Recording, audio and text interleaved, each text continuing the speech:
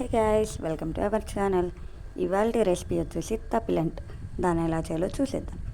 ఒక కప్లో 2 స్పూన్ల శనగబాళ్ళు తీసుకొని మునిగేంతవరకు వాటర్ వేసి పక్కన పెట్టుకోండి.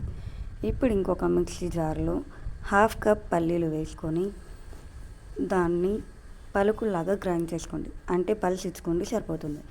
ఇప్పుడు ఒక మిక్సీలో 1 స్పూన్ కల్లుప్పు, అలాగే 8 to 9 గ్రీన్ చిల్లీస్ వేసుకొని దాన్ని కూడా మిక్సీకి వేసి ఒక పేస్ట్ లాగా చేసి పక్కన పెట్టుకోండి. ఇప్పుడు ఇంకొక బౌల్ తీసుకొని అందులో 2 గ్లాసులు బియ్యం పిండి వేసుకోండి. ఇక్కడ నేను గ్లాస్ కొలతతో ఎందుకు చెప్తున్నానంటే అందరి దగ్గర మెజరింగ్ కప్స్ ఉండవండి, సో గ్లాస్ కొలతతో చెప్తున్నాను. ఇప్పుడు ఇందులో మనం ముందుగా ఆడిచి పెట్టుకున్న పల్లీల పొడి, అలాగే సన్నగా కట్ చేసుకున్న కొత్తిమీర 2 యాడ్ చేయండి. ఇప్పుడు అందులోనే 2 స్పూన్ల నల్లవి నువ్వులు యాడ్ చేయండి. ఒకవేళ మీకు నల్ల నువ్వులు కానీ దొరకకపోతే నల్ల నువ్వులు ప్లస్లో తెల్ల నువ్వులు కూడా వేసుకోవచ్చు అండి. టేస్ట్ మాత్రం ఏం చేంజ్ అవ్వదు. అలాగే 1/2 స్పూన్ జీలకర్ర, ముందుగా నానబెట్టుకున్నటువంటి పచ్చి శనగపాయలు వేసుకొని మీరు కావాలంటే వాటర్ కూడా యాడ్ చేసుకోవచ్చు, లేదంటే అలాగే పక్కన పెట్టేయచ్చు. అలాగే మనం ముందుగా మిక్సీ చేసుకున్నటువంటి గ్రీన్ చిల్లీ ఉప్పు పేస్ట్, ఇది బెల్లం కొంచెం వాటర్లో కరగపెట్టేసి ఆ వాటర్ని ఫిల్టర్ చేసి యాడ్ చేసుకుంటున్నామండి ఇక్కడ. ఇప్పుడు వీటన్నిటికి తగినన్ని వాటర్ వేసుకొని దాని ఒక పిండిలాగా కలుపుకోవాలి. అలాగే దానికి ఒక 3 to 4 మీడియం సైజ్ ఆనియన్ని సన్నగా చాప్ చేసుకొని యాడ్ చేసుకోండి.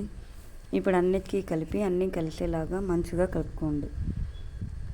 కొంచెం గట్టిగా కలుపుకోండి పిండి, అంటే కొంచెం చపాతీ పిండిలాగా కలుపుకోండి. ఇప్పుడు వాటిని చిన్న చిన్న బాల్స్ లాగా డివైడ్ చేసుకోండి.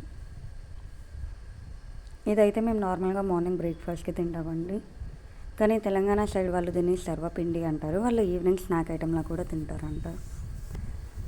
ఇక్కడ మేము చూపించిన క్వాంటిటీకి ఈజీగా ఒక 12 to 15 అవుతాయి. ఇంకా మీరు చేసుకునే సైజ్ బట్టి కొన్ని ఎక్కువ అవ్వచ్చు లేదా తక్కువ కూడా అవ్వచ్చు అండి. ఇక్కడ ఒక ప్యాన్ తీసుకొని అందులో కొంచెం ఆయిల్ వేసి దాన్ని హీట్ చేసుకోండి.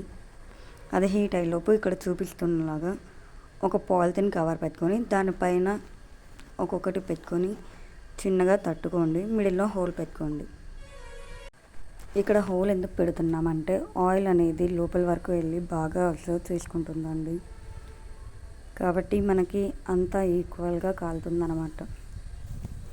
ఇక్కడ మీరు తీసుకునే ప్యాన్ సైజ్ బట్టి ఈజీగా ఒక 4 to 5 వేసుకోవచ్చు. చూసారు కదండి, ఆయిల్ కానీ హీట్ అవుతాయి, ఇలా చూపిస్తున్న విధంగా బబుల్స్ ఫామ్ అవుతాయి. ఇప్పుడు ఒక చెలాకు తీసుకొని ఒక్కొక్క దాన్ని మెల్లగా మూవ్ చేసుకుంటూ రౌండ్గా మొత్తం అన్ని వైపులా కాలేలాగా చూడాలి. ఒక 3 to 4 minutesకి ఇలా చూపిస్తున్న విధంగా గోల్డెన్ బ్రౌన్ కలర్లో అవుతాయి. మీరు దింపేటప్పుడు ఒకసారి చెక్ చేసుకొని స్లోగా చూసి మెల్లగా కాల్చుకొని నీట్గా దింపుకోండి. అంతే, ఎంతో టేస్టీగా ఉండే తప్పిలంట్ రెడీ. దీనికి కాంబినేషన్గా కొంతమంది వెన్న పూస లేకపోతే నెయ్యితో తింటారండి.